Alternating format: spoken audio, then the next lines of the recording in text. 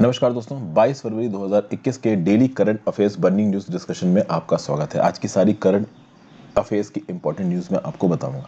पहली important news जो कि मैं कहूँगा मोस्ट इंपॉर्टेंट है, कोरोना वायरस का लिमिटेड स्पाइक देखने को मिला है इंडिया में कुछ पर्टिकुलर स्टेट्स में। ये जो राइज है डेली केसेस में कोरोना के, ये देखने को मिले हैं केरला में, महाराष्ट्र में, पंजाब में, छत्तीसगढ़ में, मध्य प्रदेश में। अभी के लिए देखा जाए तो Kerala continues to report high number of daily new cases. अगर आप देखो पिछले एक हफ्ते में अगर किसी स्टेट में सबसे ज्यादा नए केसेस डेली देखने को मिले हैं तो वो है महाराष्ट्र। महाराष्ट्र में पिछले 24 घंटे में 6112 डेली न्यू केसेस देखने को मिले हैं। कहीं ना कहीं ऐसा बोला जा रहा है कि कोविड-19 एप्रोप्रिएट बिहेवियर लोग छोड़ रहे हैं, उसकी वजह से वायरस फैल रहा है और डिजीज फैल रहा है। अभी के लिए अगर देखा जाए तो टोटल इंडिया के एक्टिव केसेस कितने हैं? 1,43,127। इंडिया में जितने भी टोटल पॉजिटिव केसेस हुए हैं कोरोना के, उसमें से केवल 1.3% एक्टिव केसेस हैं। ज्यादातर लोग आप रिकवर कर चुके हैं और बहुत सारे निपट भी चुके हैं, लेकिन अभी के लिए एक्टिव केसेस कितने हैं टोटल इन्फेक्शन के? 1.3%। आगे बात की जाए तो बेटर हेल्थ इंफ्रास्ट्रक्चर फैसिलिटी और टेस्ट ट्रैक ट्रीट मेथड अब तक हम लोग कहीं ना कहीं अपना चुके हैं। 21 करोड़ पॉजिटिव केसेस अब तक पाए गए हैं कोरोना के, 21 करोड़ टेस्ट कराए गए हैं इंडिया में। 21 करोड़ 2,61,480 टेस्ट कराए गए हैं रिसेंटली अब तक। नेशनल पॉजिटिविटी रेट जो है, क्यूमुलेटिव नेशनल पॉजिटिविटी रेट, ये कहीं ना कहीं थोड़ा कम देखने को मिला है। अभी के लिए देखा जाए तो cumulative national positivity rate stand करता है 5.22% पे। मतलब अगर 21 करोड़ 2,61,480 21 करोड़ 2,61,480 कोरोना के टेस्ट हुए हैं तो उसमें 5.22% लोग कोरोना पॉजिटिव पाए गए हैं। अगर आप देखो तो 1 करोड़ 7,15,204 वैक्सीन डोजेस दी जा चुकी हैं कोरोना की। कितने सेशंस में? 2,22,313 सेशंस में। ये provisional report till 8 AM today, आज की बात बता रहा हूं मैं। इसमें से 63,28,479 HCW वैक्सीन की पहली डोज दी जा चुकी है। ये HCW का मतलब है हेल्थ केयर वर्कर्स, और ये जो FLW है इसका मतलब है फ्रंटलाइन वर्कर्स। तो पहली डोज 63,28,479 हेल्थ केयर वर्कर्स को दी जा चुकी है और दूसरी डोज 8,47,161 हेल्थ केयर वर्कर्स को दी जा चुकी है। पहली डोज अगर आप फ्रंट लाइन वर्कर्स की बात करो तो 35,39,564 वर्कर्स को दी जा चुकी है। अगर आप देखो तो second dose of covid vaccination शुरू की गई 13 फरवरी 2021 को और अब तक सेकेंड डोज दी गई है केवल हेल्थ केयर वर्कर्स को, क्योंकि सेकेंड डोज देने के लिए पहली डोज के बाद 28 दिन बीतने चाहिए। तो अगर आप देखो तो लगभग 8,47,161 हेल्थ केयर वर्कर्स को सेकेंड डोज दी जा चुकी है, उनका वैक्सीनेशन अब कंप्लीट हो चुका है। ठीक है भाई, अगर आप बात करो FLWs की यानी फ्रंट लाइन वर्कर्स की, तो इनकी पहली डोज, इनका जो वैक्सीनेशन शुरू हुआ है वो शुरू हुआ है 2 फरवरी 2021।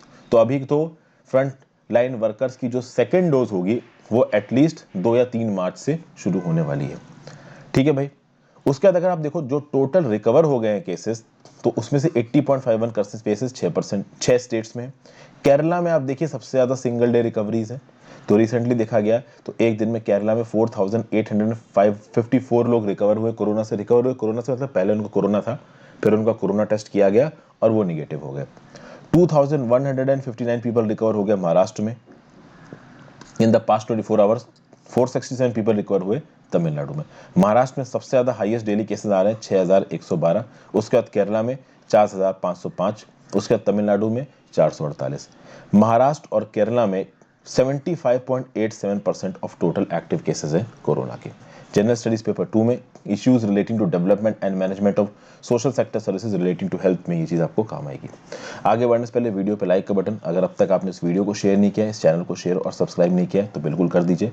ज्वाइन बटन दबा के आप हेल्प भी कर सकते हैं। NCERT 6 to 12 history, polity, geography, economy, science plus Laxmikanth की किताब प्लस स्पेक्ट्रम मॉडर्न हिस्ट्री, ये सब कुछ मैं आपके लिए फ्री ऑफ कॉस्ट लेके आ रहा हूँ।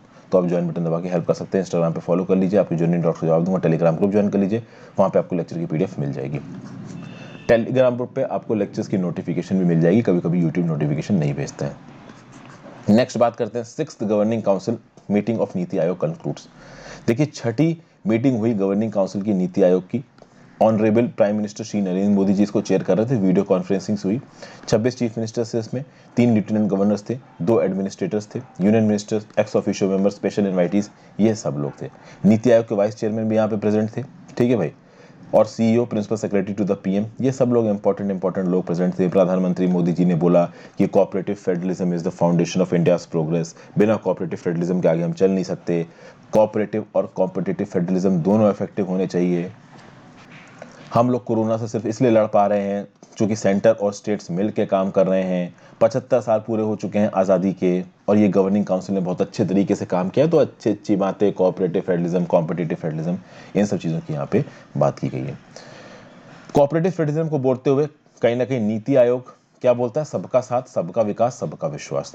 कोऑपरेटिव फेडरलिज्म बोला क्या जाता है? It is known as marble cake federalism, एक flexible relation between federal and state government. तो सेंट्रल गवर्नमेंट और स्टेट गवर्नमेंट के बीच में अच्छा रिलेशन होना, इसको कोऑपरेटिव फेडरलिज्म बोलते हैं। कॉम्पिटिटिव फेडरलिज्म किसे बोलते हैं? कि स्टेट गवर्नमेंट्स और सेंट्रल गवर्नमेंट आपस में compete करें देश के डेवलपमेंट में।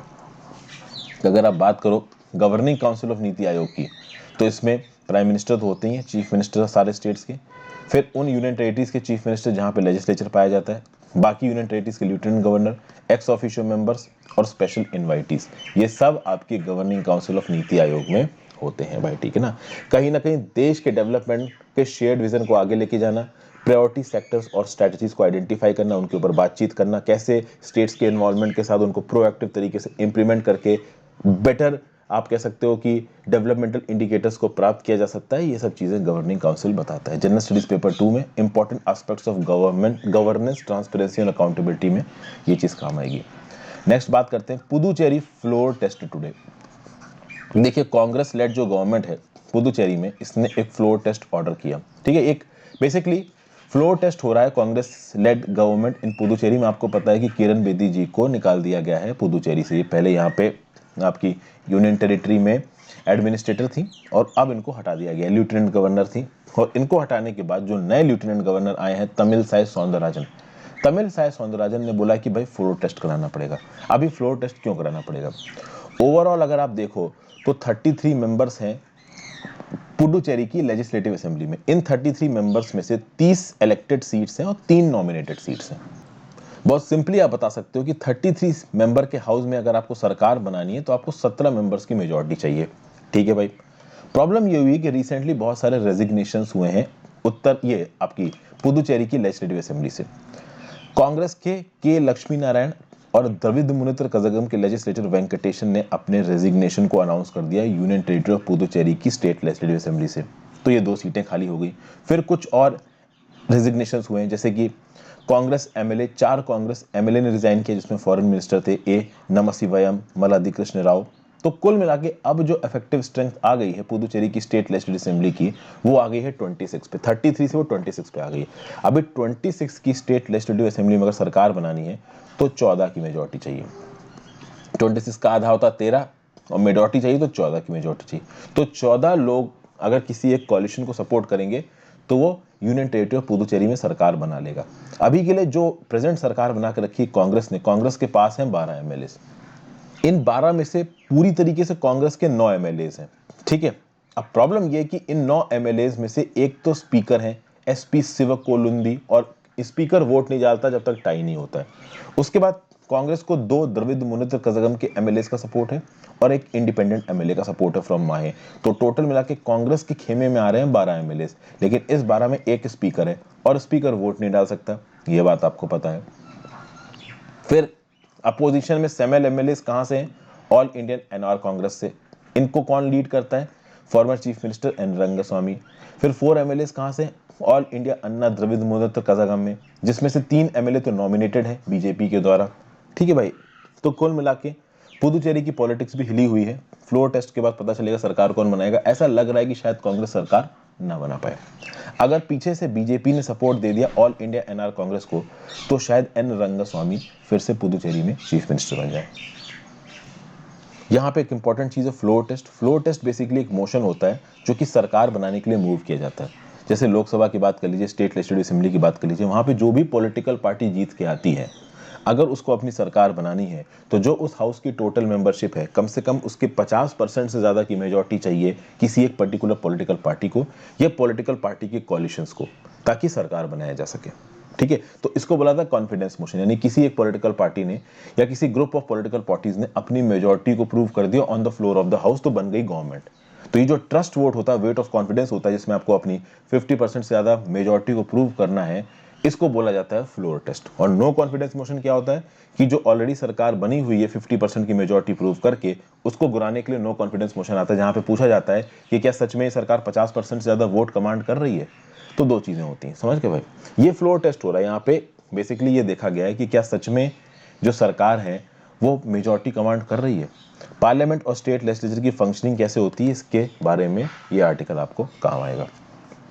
फिर नेक्स्ट एक इंपॉर्टेंट न्यूज़ निकल के आ रही है, sale of 50% coal from captive blocks plant, government seek views. सबसे पहले तो आपको समझना पड़ेगा ये कैप्टिव ब्लॉक्स क्या होते हैं, थोड़ी देर में इसमें आता हूँ। देखिए क्या लिखा हुआ है, in a move aimed at augmenting the production and increasing the availability of dry fuel, the government plans to permit sale of 50% of coal lignite produced by captive blocks। मतलब कि सरकार प्लान कर रही है कि कैप्टिव ब्लॉक्स के द्वारा produce किए गए कोल और लिग्नाइट में 50% भाई सेल करने के लिए परमिशन दे दी जाएगी, और इसके लिए रिक्विसाइड प्रोविजंस को इनकॉर्पोरेट किया जाएगा the mines and minerals development and regulation act 1957 MMDR। Captive blast को समझिए क्या होता है। जैसे वेदांता एल्यूमिनियम का प्लांट है, अभी वेदांता या वेदांता स्टील का प्लांट है, अभी स्टील एल्यूमिनियम बनाने में कोयला लगता है। तो क्या होता है कि जो बड़ी बड़ी कंपनीज होती हैं, चाहे वो प्राइवेट कंपनीज हो चाहे वो सरकारी कंपनीज हो, कहीं ना कहीं इन्होंने कोल ब्लॉक्स खरीद रखे होते हैं सरकार से। उस कोल ब्लॉक से कोल की माइनिंग करते हैं और अपने काम में इस्तेमाल करते हैं। कैप्टिव में केवल कोल ब्लॉक्स नहीं आते हैं, कैप्टिव पावर प्लांट भी आते हैं। आपने देखा होगा वेदांता के 60 मेगावाट के 80 मेगावाट के कैप्टिव पावर प्लांट्स होते हैं, जहां से जो भी बिजली पैदा होती है वो अपने इंडस्ट्रियल प्रोसेस के लिए प्रयोग करते हैं। तो वो कोल फील्ड्स जो कि एक पर्टिकुलर कंपनी के ओनरशिप के अंदर होते हैं, चाहे वो सरकारी कंपनी हो चाहे वो प्राइवेट कंपनी हो, तो वहां पे जो भी कोल पैदा होगा वो मार्केट में नहीं बेचा जाएगा, उनके डोमेस्टिक, उनका जो खुद का इंडस्ट्रियल प्रोसेस होगा उसमें इस्तेमाल होगा। ये होता है कैप्टिव ब्लॉक। अब आपको पता है भाई कि हमारे देश में कोल का इंपोर्ट बहुत ज़्यादा होता है, इसके रिस्पेक्ट में कुछ स्टैटिस्टिक्स भी दिए गए हैं। फाइनेंशियल ईयर 2016 की बात कर लीजिए तो हमारे देश ने 203.95 मिलियन टन्स ऑफ कोल को इंपोर्ट किया। 2019-20 तक आते आते हमने 248.54 मिलियन टन्स ऑफ कोल को इंपोर्ट किया, जिसके चलते हमको 1.58 लाख करोड़ रुपया खर्च करना पड़ा। तो इसीलिए ऐसा बोला जा रहा है कि ये जो कैप्टिव माइंस है, जहां पे जो हमारी प्राइवेट और सरकारी कंपनियां हैं वो जो खुद कोयला पैदा करती हैं अपने डोमेस्टिक इंडस्ट्रियल प्रोसेसेस के लिए, अगर उनके पास कुछ एक्स्ट्रा कोयला बच जाता है तो वो उसको बेच सकती हैं। कितना? Up to 50%।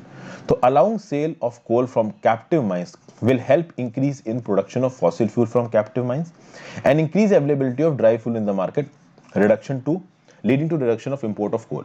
तो भाई इन कैप्टिव ब्लॉक्स के पास अगर कोयला एक्स्ट्रा है तो ये अपना 50% तक कोल लिग्नाइट को बेच सकती हैं एनुअल बेसिस पे। इससे इनको पैसा भी मिल जाएगा और इससे सरकार को भी पैसा मिलेगा। क्यों? क्योंकि ये जो कोल लिग्नाइट ये कैप्टिव ब्लॉक्स वाली कंपनी बेचेंगी, चाहे वो पब्लिक कंपनी हो, मतलब सरकारी कंपनी हो, चाहे वो प्राइवेट कंपनी हो, इसके सेल के ऊपर एक छोटा सा टैक्स चार्ज करेगी सेंट्रल गवर्नमेंट। ठीक है ना? तो ये प्रपोजल बनाया है सेंट्रल गवर्नमेंट ने, मिनिस्ट्री ऑफ माइंस ने, और इस प्रपोजल को स्टेट गवर्नमेंट्स के पास भेजा जा रहा है और जितने भी स्टेक होल्डर्स हैं, बड़ी बड़ी कोल की कंपनी है, जनरल पब्लिक, उसके पास भेजा जा रहा है। और इस पॉलिसी पे अगर आम आदमी का या स्टेट गवर्नमेंट्स का, ये जो बड़े बड़े कोल विक्रेता हैं, उनका अगर कोई इंटरेस्ट हो तो वो केंद्र सरकार को अपना मतलब पॉइंट बता सकते हैं। तो बेसिकली मिनिस्ट्री ऑफ माइंस ने राज्य की सरकारों से और बाकी जो बड़े बड़े कोल के विक्रेता हैं, जो कैप्टिव ब्लॉक्स चलाने वाली जो कंपनीज हैं, उनको लेटर लिखा और बोला है कि भाई हम आपको परमिशन दे रहे हैं कि आप मार्केट में अपना कोयला बेच सकते हो, अगर बेचना चाहो तो 50% तक अपनी प्रोडक्शन के, लेकिन उसके ऊपर आपको हमको थोड़ा बहुत टैक्स भी देना पड़ेगा। फाइनली इंप्लीमेंटेशन से पहले सबसे उनकी राय पूछी जा रही है। देखा जाए तो काफी अच्छा स्टेप है ये, क्योंकि कभी कभी देखिए सीधी सीधी बात है, अगर किसी कंपनी की खुद की कोल की रिक्वायरमेंट ज्यादा है तो जितना भी वो अपना कोयला कैप्टिव ब्लॉक से प्रोड्यूस कर रहे हैं वो अपना इस्तेमाल कर लेंगे। किसी के पास अगर एक्स्ट्रा कोयला है तभी तो वो मार्केट में बेचेगा। तो अगर किसी के पास एक्स्ट्रा कोयला है और वो मार्केट में बेच रहा है, उसको अगर पैसे मिल रहे हैं तो क्या बुरा है, बशर्ते बस सरकार जरूरत से ज्यादा टैक्स ना ले इस पे। ठीक है, टैक्स से हमेशा कॉर्पोरेट्स को प्रॉब्लम होती है। ये सब बातें यहाँ पे बताई गई हैं। एग्जैक्ट रूल्स ऑब्वियस सी बात है जब इस प्लान को फाइनली इंप्लीमेंट किया जाएगा तब बाहर आएंगे।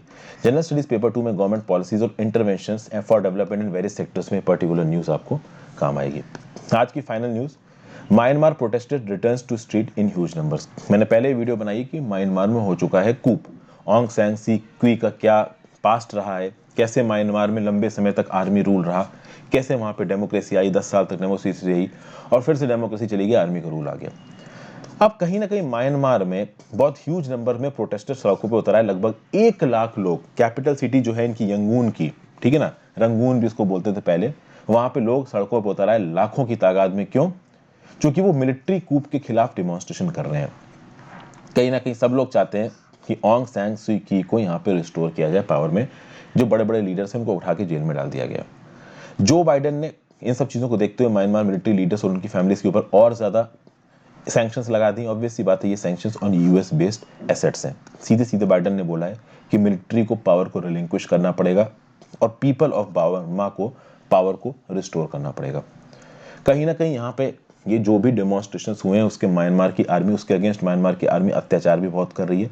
Tense of thousands of demonstrators major और स्मॉलर टाउन्स में बैन ऑन गैदरिंग्स के प्रति डिफियांस दिखा रहे हैं और army water cannons, rubber bullets और लाइव राउंड्स चलाती हुई नजर आ रही। एक वुमेन के सर में गोली लगी और वो बहुत क्रिटिकल कंडीशन में है कैपिटल नेपिदो में।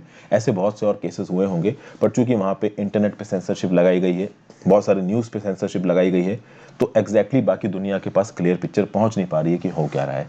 ये अलग बात है कि यंगून में सेक्शन 144 और the Myanmar colonial era penal code के अंदर जो कर्फ्यू लगाया गया है शाम के 8 बजे से लेकर सुबह 4 बजे तक के, इस कर्फ्यू को वहां के लोग मार रहे हैं। तो 8 पीएम से लेकर सुबह 4 बजे तक लोग घर के अंदर हैं, बट ओवरऑल कहीं ना कहीं जो बैन ऑन गैदरिंग्स है, लार्ज गैदरिंग्स पे नहीं जाना, जो उल्टे सीधे अनरीजनेबल से रिस्ट्रिक्शंस लगाए गए हैं म्यांमार की जनता के ऊपर, उसके अगेंस्ट प्रोटेस्ट हो रहे हैं। तो कहीं ना कहीं यहाँ पे जो म्यांमार के प्रोटेस्ट हैं वो बिल्कुल ऐसे नहीं है कि बिल्कुल ही हम सरकार को खाड़ के बाहर फेंक देंगे। लिमिटेड तरीके से वो आर्मी की लीडरशिप को मान रहे हैं, बट आर्मी की एक लिमिट से ज्यादा जो टोटलिटेरियन अप्रोच है उसको वहां के लोग नहीं मान रहे हैं। आगे आने वाले समय में पता चलेगा कि किस हद तक म्यांमार के लोग इस मिलिट्री डिक्टेटरशिप को हटाना चाहते हैं। वहीं पे यूनाइटेड स्टेट्स और यूनाइटेड नेशंस दोनों की तरफ से स्टेटमेंट आ चुके हैं कि भाई इन प्रोटेस्टर्स के खिलाफ फोर्स का इस्तेमाल करना ये गलत है। तुरंत ऑंग सैन सी क्वी को रिलीज किया जाए, नेशनल लीग फॉर डेमोक्रेसी को रिलीज, मतलब इनके लीडर्स को रिलीज करके इनको पावर हैंड ओवर की जाए। ठीक है भाई, म्यांमार की एक बहुत ही लंबी हिस्ट्री रही है टोटलिटेरियन रिजीम की, आर्मी रिजीम की। Almost half century of direct army जो रूल था, जो 10 साल के लिए खत्म हुआ था, वो फिर से वापस आ गया है। 2011 में वहां से सिविलियन पॉलिटिक्स थी, 2021 में वहां पे फिर से आर्मी रूल आ गया है। ये म्यांमार की आर्मी ने रूल लिया किस बेसिस पे? तो 8 नवंबर को जो इलेक्शंस हुए थे जिसमें ऑंग सैन सू की नेशनल लीग फॉर डेमोक्रेसी जीती थी, म्यांमार की आर्मी ने बोल दिया ये इलेक्शन गलत हुए, इसमें फ्रॉड हुआ है, जबकि ऐसा कोई क्लेम नहीं है। इलेक्शन कमीशन ने मना कर दिया। इलेक्शन कमीशन ने बोला म्यांमार के इलेक्शन सही तरीके से हुए। म्यांमार के नेबर्स देखें तो वेस्ट में इंडिया, नॉर्थ में चाइना, ईस्ट में चाइना, फिर लाओस के साथ छोटी सी बाउंड्री, थाईलैंड के साथ बाउंड्री, और आपके साउथ में अंडमान सी और बे ऑफ बंगाल।